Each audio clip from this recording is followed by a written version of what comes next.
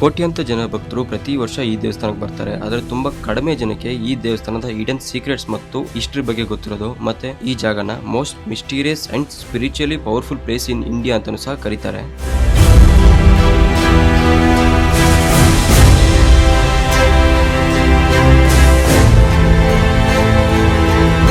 ನಿಮಗೇನಾದರೂ ಈ ದೇವಸ್ಥಾನದ ಇನ್ಕ್ರೆಡಿಬಲ್ ಸೀಕ್ರೆಟ್ಸ್ ಮತ್ತು ಹಿಸ್ಟ್ರಿ ತಿಳ್ಕೋಬೇಕು ಅಂದ್ರೆ ಈ ವಿಡಿಯೋನ ಸ್ಕಿಪ್ ಮಾಡದೆ ಲಾಸ್ಟ್ ವರೆಗೂ ನೋಡಿ, ನಿಮಗೆ ಗೊತ್ತಾಗುತ್ತೆ.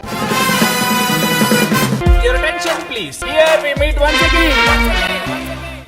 Hello guys, welcome back to new video. ನಾವು ಇವತ್ತು ಅರುಣಾಚಲೇಶ್ವರ ದೇವಸ್ಥಾನ ಬಂದಿದ್ದೀವಿ. ದೇವಸ್ಥಾನದಿಂದ ಸ್ವಲ್ಪ ದೂರದಲ್ಲಿ ಇದೀವಿ. ನಮ್ ಹಿಂದೆಗಡೆ ನಿಮಗೆ ರಾಜಗೋಪುರ ಕಾಣಿಸ್ತಿರ್ಬೋದು. ಸ್ವಲ್ಪ ದೂರದಲ್ಲಿ ನಿಮಗೆ ಇಲ್ಲಿ ನೋಡಿ, ಇಲ್ಲಿದೆ ಇದ್ರದ್ದು ಹೆಸರು ಅಪ್ಪರ್ ಸ್ವಾಮಿಲಿಂಗಂ ಮಠಂ ಅಂತ ಏನೋ ಇದೆ. ಇಲ್ಲಿ ದೇವಸ್ಥಾನ, ಈ ಕಡೆ ದೇವಸ್ಥಾನನೂ ಇದೆ, ಈ ಕಡೆ ಇದು ಇದೆ. ಇದ್ರೊಳಗಡೆ ನಿಮಗೆ 50 ರೂಪಾಯಿ ಕೊಟ್ರೆ ಸ್ನಾನ ಮಾಡಬಹುದು. ವಾಶ್ರೂಮ್ ಎಲ್ಲದಕ್ಕೂ ಫೆಸಿಲಿಟಿ ಇದೆ. ಅಲ್ಲೆಲ್ಲೋ ನೀವು ರೂಮ್ ಗಿಮ್ ತಗೊಳೋಕ್ಕಿಂತ ಬೆಟರ್ ಇಲ್ಲಿ ನಿಮಗೆ 50 ರೂಪಾಯಿ ಸ್ನಾನ ಮಾಡ್ಕೊಂಡು ದೇವಸ್ಥಾನ ಎದುರುಗಡೆನೆ ಬರುತ್ತೆ. ದರ್ಶನ ಮಾಡೋಕ್ಕೂ ಈಸಿ ಆಗುತ್ತೆ. ಟೈಮ್ ಇವಾಗ 4:10. ನಾವಿವಾಗ ದರ್ಶನಕ್ಕೆ ಹೊರಟಿದೀವಿ. ಇವಾಗ ಎದುರುಗಡೆ ನಮಗೆ ರಾಜಗೋಪುರ ಕಾಣಿಸ್ತಾ ಇದೆ. ನಾವೀಗ ಕರೆಕ್ಟ್ ಆಗಿ ಕ್ಲೀನ್ ಆಗಿ ಕಂಟಿನ್ಯೂಸ್ ಆಗಿ ಪ್ರದಕ್ಷಿಣೆ ಕ್ಲೀನ್ ಆಗಿ ಮಾಡಿದ್ರೆ 9 ಗಂಟೆ 9:30 ಒಳಗಡೆ ಪ್ರದಕ್ಷಿಣೆ ಮುಗಿಸ್ಬೋದು. ಅಲ್ಲಿ ಒಂದು ದೀಪ ತಗೊಂಡ್ವಿ, ಆ ದೀಪ ಹಚ್ಚಿ ಪ್ರದಕ್ಷಿಣೆ ಶುರು ಮಾಡ್ಬೇಕು ಅಂತಾರೆ.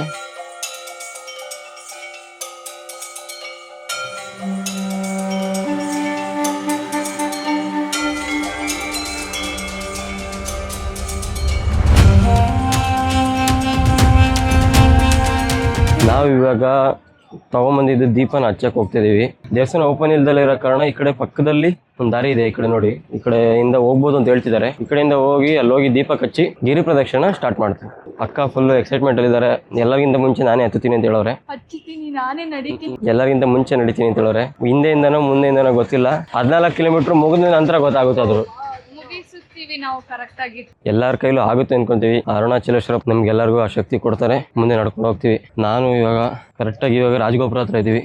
ನೋಡಿ, ರಾಜಗೋಪುರ ಕಾಣಿಸ್ತಿಲ್ಲ ಅನ್ಸುತ್ತೆ, ಬೆಳಕಾಗಿಲ್ಲ ಇನ್ನು. ರಾಜಗೋಪುರದ ಹತ್ರ ಇದೀವಿ ಇವಾಗ. ಇಲ್ಲಿ ಇವಾಗ ದೀಪ ಹಚ್ಚಿ ಅಲ್ಲಿಂದ ಗಿರಿ ಪ್ರದಕ್ಷಿಣೆ ಸ್ಟಾರ್ಟ್ ಮಾಡ್ಬೇಕು. ಇನ್ನೊಂದು ಖುಷಿಯಾಗ ವಿಚಾರ ಏನಪ್ಪಾ ಅಂದ್ರೆ, ನಾವಿವಾಗ ನೋಡ್ತಿರೋ ಈ ರಾಜಗೋಪುರ ಇರ್ಬೋದು, ಒಳಗಡೆ ಸಾವಿರಾರು ಪಿಲ್ಲರ್ಗಳೇನಿದೆ, ಈ ಒಂದು ದೇವಸ್ಥಾನದ ನಿರ್ಮಾಣ ಕಾರ್ಯವನ್ನ ನಮ್ಮ ಕರ್ನಾಟಕದ ವಿಜಯನಗರ ಸಾಮ್ರಾಜ್ಯದ ಅರಸರು ಮಾಡಿದ್ರು ಅಂತ ಹೇಳೋದಕ್ಕೆ ತುಂಬಾ ಖುಷಿ ಆಗುತ್ತೆ.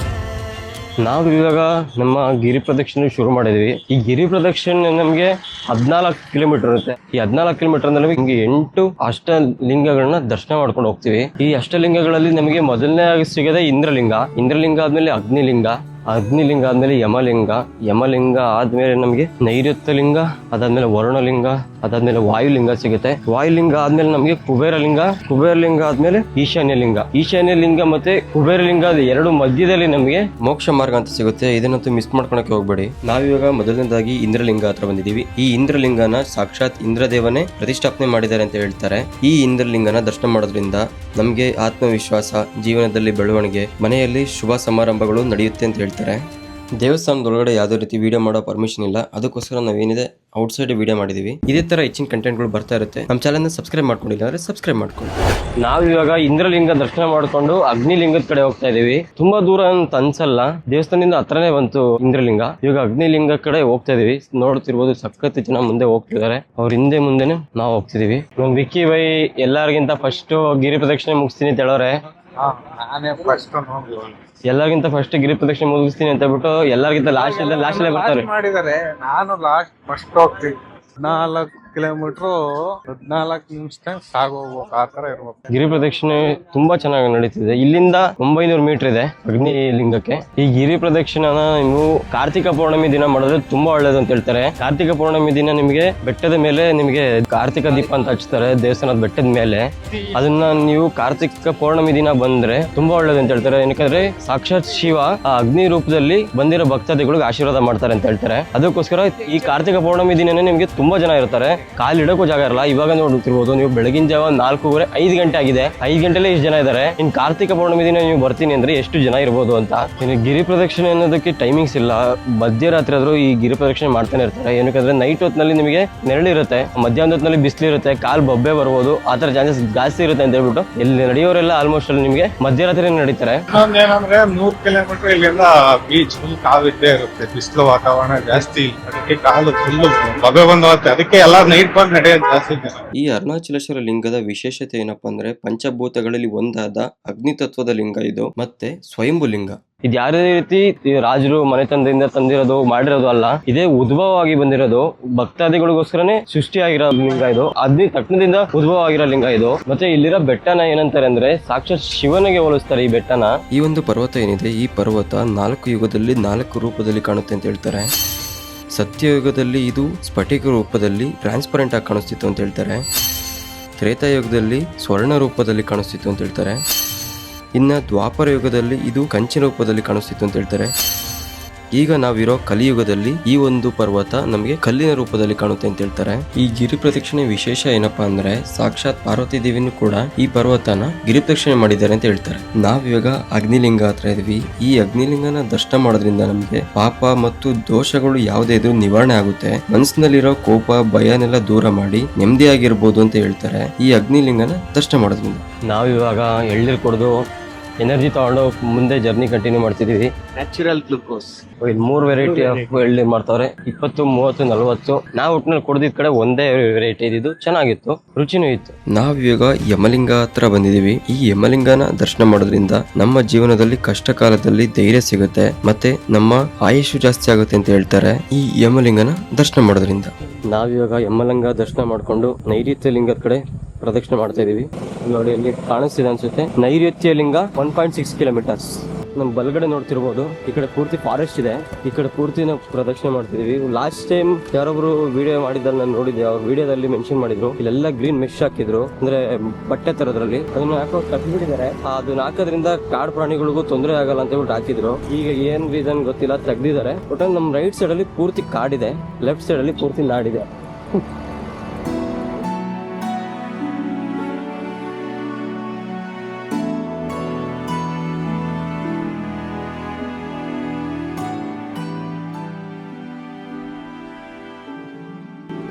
ನಾವಿವಾಗ ನೈಋತ್ಯ ಲಿಂಗ ಹತ್ರ ಇದೀವಿ. ಈ ನೈಋತ್ಯ ಲಿಂಗ ದರ್ಶನ ಮಾಡೋದ್ರಿಂದ ನಮಗೆ ಕೆಟ್ಟ ಶಕ್ತಿಗಳಿಂದ ರಕ್ಷಣೆ ಸಿಗುತ್ತೆ ಎಂಬ ನಂಬಿಕೆ ಇದೆ. ಇಲ್ಲಿಂದ ಸೂರ್ಯಲಿಂಗಂ ನಮಗೆ 1.3 ಕಿಲೋಮೀಟರ್ಸ್ ಇದೆ. ನಾವು ಹೋಗೋ ಈ ದಾರಿಲಿ ನಮಗೆ ಸಾಕಷ್ಟು ದೇವಸ್ಥಾನಗಳು ಸಿಗುತ್ತೆ. ಅದರಲ್ಲಿ ಈ ಸೂರ್ಯಲಿಂಗ ಇರ್ಬೋದು, ಮತ್ತೆ ಈ ಚಂದ್ರಲಿಂಗ ಇರ್ಬೋದು. ನೋಡಲಿಕ್ಕೆ ನಮಗೆ ಅಷ್ಟಲಿಂಗ ತರನೇ ಕಾಣುತ್ತೆ, ಆದ್ರೆ ಈ ಸೂರ್ಯಲಿಂಗ ಮತ್ತೆ ಚಂದ್ರಲಿಂಗ ಅಷ್ಟಲಿಂಗಗಳಿಗೆ ಸೇರುವುದಿಲ್ಲ.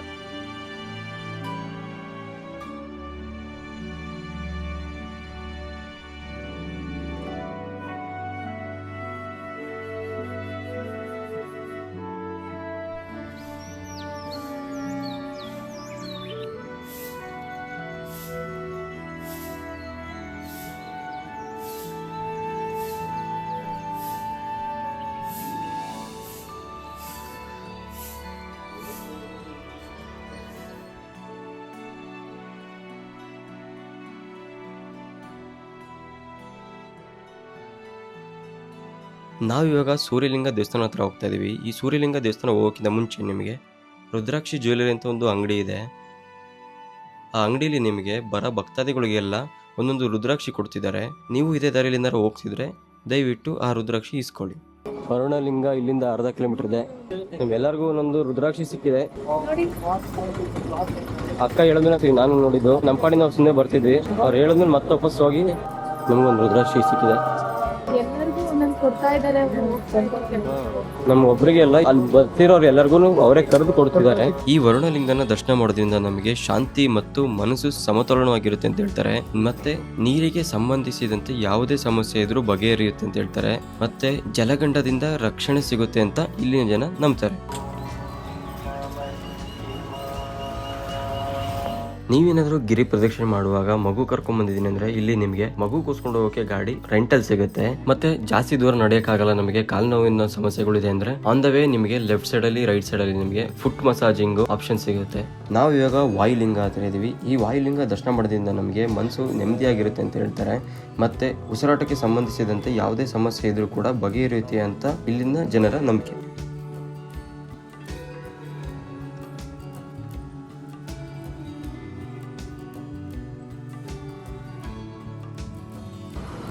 ಇವಾಗ ಚಂದ್ರಲಿಂಗ ದರ್ಶನ ಮಾಡ್ಕೊಂಡು ಮುಂದೆ ಹೋಗ್ತಿದೀವಿ. ನೆಕ್ಸ್ಟ್ ಕುಬೇರಲಿಂಗ. ಇಲ್ಲಿಂದ ಕುಬೇರಲಿಂಗ 1 ಕಿಲೋಮೀಟರ್ ಇದೆ. ಮೇನ್ ಅಷ್ಟಲಿಂಗಗಳಲ್ಲಿ ಇನ್ನು 2 ಲಿಂಗ ಇರೋದು ಇವಾಗ ದರ್ಶನ ಮಾಡ್ಬೇಕು ಅಂತಿರೋದು. ಕುಬೇರಲಿಂಗ ಅದಾದ್ಮೇಲೆ ಈಶಾನ್ಯ ಲಿಂಗ.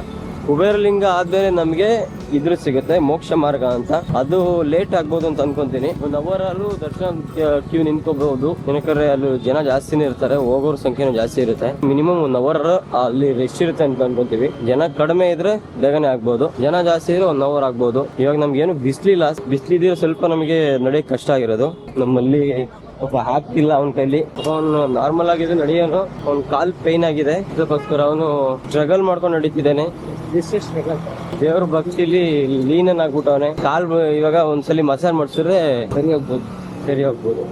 ಕುಬೇರಲಿಂಗ ಇನ್ನೊಂದು ಕಿಲೋಮೀಟರ್ ಇದೆ. 1 ಕಿಲೋಮೀಟರ್ ಹೋಗಿ ಆಮೇಲೆ ನೋಡ್ಬೇಕು. ಫಸ್ಟ್ ಸೆಂಟ್ರಲ್ಲಿ ಒಂದು ನಮ್ಮ ಮಲ್ಲಿಯವ್ರಿಗೆ ಮಸಾಜಿಂಗ್ ಮಷಿನ್ ಒಂದು ಹುಡುಕ್ಬಿಟ್ರೆ ಸ್ವಲ್ಪ ರೆಸ್ಟ್ ಸಿಗ್ದಂಗೆ ಆಗುತ್ತೆ.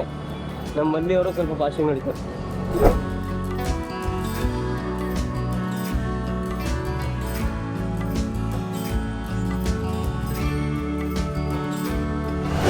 ನಾವಿವಾಗ ಕುಬೇರಲಿಂಗ ಮಾತ್ರ ಬಂದಿದ್ದೀವಿ. ಈ ಕುಬೇರಲಿಂಗ ದರ್ಶನ ಮಾಡೋದ್ರಿಂದ ನಮಗೆ ಜೀವನದಲ್ಲಿ ಸಂತೃಪ್ತಿ ಮತ್ತು ಅಭಿವೃದ್ಧಿಗಾಗಿ ಪ್ರಾರ್ಥಿಸುವ ಸ್ಥಳ ಅಂತ ಹೇಳ್ತಾರೆ. ಮತ್ತೆ ಈ ಕುಬೇರಲಿಂಗ ದರ್ಶನ ಮಾಡೋದ್ರಿಂದ ನಮಗೆ ಸಾಲ ಬಾಧೆ ಮತ್ತು ದುಡ್ಡಿನ ಸಮಸ್ಯೆಗಳು ಯಾವುದೇ ಇದ್ರೂ ಪರಿಹಾರ ಸಿಗುತ್ತೆ ಅಂತ ಇಲ್ಲಿನ ಸ್ಥಳೀಯರು ಹೇಳ್ತಾರೆ. ನಾವಿವಾಗ ಕುಬೇರಲಿಂಗ ದರ್ಶನ ಮಾಡ್ಕೊಂಡು ಈಶಾನ್ಯ ಲಿಂಗದ ಕಡೆ ಹೋಗ್ತಾ ಇದೀವಿ. ಇದೇ ಸೆಂಟ್ರಲ್ಲಿ ನಮಗೆ ಮೋಕ್ಷ ಮಾರ್ಗ ಅಂತ ಸಿಗುತ್ತೆ. ಸಂದಿಲಿ ನುಟ್ಟು ಮೋಕ್ಷನ ಪಡ್ಕೊಂಡು ಈಶಾನ್ಯ ಲಿಂಗದ ಹತ್ರ ಹೋಗ್ತೀವಿ.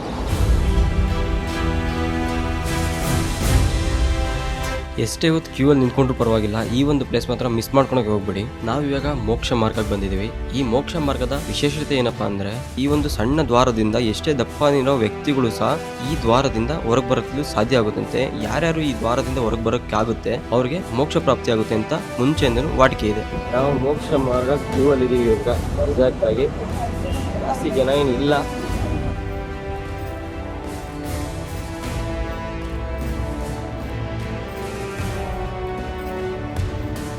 ನಾವಿವಾಗ ಮೋಕ್ಷ ಮಾರ್ಗ ದರ್ಶನ ಮಾಡ್ಕೊಂಡು ಈಶಾನ್ಯ ಲಿಂಗದ ಕಡೆ ಹೋಗ್ತಿದೀವಿ.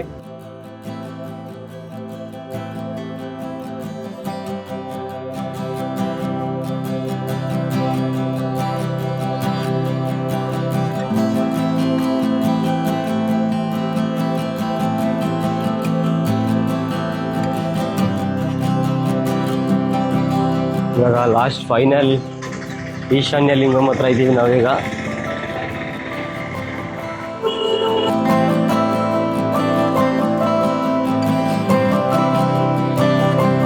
ಈ ಈಶಾನ್ಯ ಲಿಂಗ ದರ್ಶನ ಮಾಡೋದ್ರಿಂದ ನಮಗೆ ಆಧ್ಯಾತ್ಮಿಕ ಜ್ಞಾನ ಸಿಗುತ್ತೆ ಮತ್ತೆ ಮೋಕ್ಷ ಪ್ರಾಪ್ತಿಯಾಗುತ್ತೆ ಅಂತ ಹೇಳ್ತಾರೆ.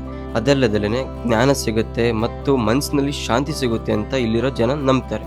ನಮ್ದು ಇವಾಗ ಈಶಾನ್ಯ ಲಿಂಗ ದರ್ಶನ ಮಾಡ್ಕೊಂಡು ಪೂರ್ತಿ ಮುಗಿದಿದೆ. ಅಷ್ಟಲಿಂಗಗಳನ್ನ ದರ್ಶನ ಆಗಿದೆ. ಇವಾಗ ಅಷ್ಟಲಿಂಗ ದರ್ಶನ ಆದ್ರೂ ನಾವು ಎಲ್ಲಿಂದ ಶುರು ಮಾಡಿದ್ವಿ ಅಲ್ಲಿಗೆ ಮುಗಿಸ್ಬೇಕು. ಅದಕ್ಕೋಸ್ಕರ ಇವಾಗ ರಾಜಗೋಪುರದ ಹತ್ರ ಹೋಗ್ತಿದೀವಿ. ರಾಜಗೋಪುರದ ಹತ್ರ ಹೋಗಿ ಕೈ ಮುಗಿದು ಸ್ಪೆಷಲ್ ದರ್ಶನ ಇದೆ ಸ್ಪೆಷಲ್ ದರ್ಶನ, ಇಲ್ಲ ಅಂದ್ರೆ ನಾರ್ಮಲ್ ದರ್ಶನ ಇದ್ರೆ ನಾರ್ಮಲ್ ದರ್ಶನ. ನೋಡೋಣ ಜನ ಜಾಸ್ತಿ ಇದಾರೆ ಅಂತ ಹೇಳ್ತಿದ್ರು. ಪಂಕಜ್ ಬೈ ಸ್ಪೆಷಲ್ ದರ್ಶನಕ್ಕೆ ಬನ್ನಿ, ಜನ ಅದ್ರಲ್ಲಿ ಕಡಿಮೆ ಇದ್ದಾರೆ, ಬೇಗ ದರ್ಶನ ಆಗ್ಬೋದು ಅಂತ ಹೇಳಿದ್ದಾರೆ. ಹಿರಿ ಪ್ರದಕ್ಷಿಣೆ ಶುರು ಮಾಡಿದಾಗ 4:45 ನಮ್ಮಲ್ಲಿ ಹೇಳ್ದಂಗೆ 4:45 ಶುರು ಮಾಡಿದೀವಿ. ಇವಾಗ 9:54 10 ಗಂಟೆ ನಾವು ಅಲ್ಲೋಗಿ ಗಿರಿ ಪ್ರದಕ್ಷಿಣೆ ಮುಗಿಯೋಷ್ಟೊತ್ತಿಗೆ 10:30. ಇನ್ನೊಂದು ಕಿಲೋಮೀಟರ್ 1.5 ಕಿಲೋಮೀಟರ್ ಇದೆ. ಲೆಗ್ ಪೇನ್ ಇರೋದ್ರಿಂದ ಟಯರ್ಡ್ನೆಸ್, ಬಟ್ ಎನರ್ಜಿ ಇದೆ, ಲೆಗ್ ಪೇನ್ ಅಷ್ಟೇ. ಎಕ್ಸ್ಪೀರಿಯನ್ಸ್ ಹೆಂಗಿದೆ ಮಗ? ಆದ್ರೂ ಸೂಪರ್ ಪ್ರದಕ್ಷಿಣೆ ಇದೆ. ಸೂಪರ್. ನಾನೇ ಆಗ್ಲಿ ನೀವೇ ಆಗ್ಲಿ ಯಾರೇ ಆಗ್ಲಿ ಬೆಳಗಿನ ಜಾವ 1-2 ಗಂಟೆ 3 ಗಂಟೆ ಈ ಟೈಮಿಂಗ್ಸ್ ಅಲ್ಲಿ ಹೋದ್ರು ನಿಮ್ಗೆ ಜನ ಇದ್ದೇ ಇರ್ತಾರೆ, ಪ್ರದಕ್ಷಿಣೆ ಮಾಡ್ತಾನೆ ಇರ್ತಾರೆ. ಆ ಟೈಮಿಂಗ್ಸ್ ಅಲ್ಲಿ ಬೇಗ 3 ಗಂಟೆ ಇಲ್ಲ 2:30 ಅಷ್ಟರಲ್ಲಿ ಟ್ರೈ ಮಾಡಿ ಶುರು ಮಾಡೋದಕ್ಕೆ ಬಿಸಿಲಿಲ್ದಲೇ ಹೋಗ್ತೀರಾ. ಇವಾಗ ಬಿಸಿಲಿತ್ತು, ಅದು ಹೋಗಿದೆ. ಇವಾಗ ಮೋಡ ಕವಿದ ವಾತಾವರಣ. ಇವಾಗ ನಾವು ಈಶಾನ್ಯ ಲಿಂಗ ದರ್ಶನ ಮಾಡೋ ಟೈಮಲ್ಲಿ ಚೂರು ಬಿಸಿಲಿತ್ತು. ಈಶಾನ್ಯ ಲಿಂಗ ದರ್ಶನ ಮಾಡ್ಕೊಂಡು ಈ ಕಡೆ ದೇವಸ್ಥಾನದಿಂದ ಆಚೆ ಬಂದ್ಮೇಲೆ ಬಿಸಿಲು ಇರ್ಲಿಲ್ಲ. ಇವಾಗ ಮತ್ತೆ ರಾಜಗೋಪುರ ಕಡೆ ಹೋಗ್ತಾ ಇದೀವಿ. ಇಲ್ಲಿಗೆ ನಮ್ಮ ಜರ್ನಿ ಎಂಡ್ ಆಗ್ತಿದೆ.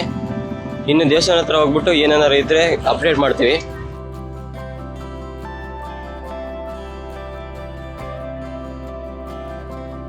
ಈ ವಿಡಿಯೋಯಿಂದ ನಿಮಗೇನಾದ್ರು ಇನ್ಫಾರ್ಮೇಶನ್ ಸಿಕ್ತು ಅಂದ್ರೆ ಈ ನಮ್ಮ ಪುಟ್ಟ ಚಾನಲ್ನ ಸಬ್ಸ್ಕ್ರೈಬ್ ಮಾಡ್ಕೊಳ್ಳಿ, ಲೈಕ್, ಶೇರ್, ಫಾಲೋ ಮಾಡಿ. ಮತ್ತೆ ಇನ್ನೊಂದು ವಿಡಿಯೋದಲ್ಲಿ ಸಿಗ್ತೀವಿ ಅಂತ ಹೇಳ್ತಾ ಮತ್ತೆ ಭೇಟಿಯಾಗೋಣ.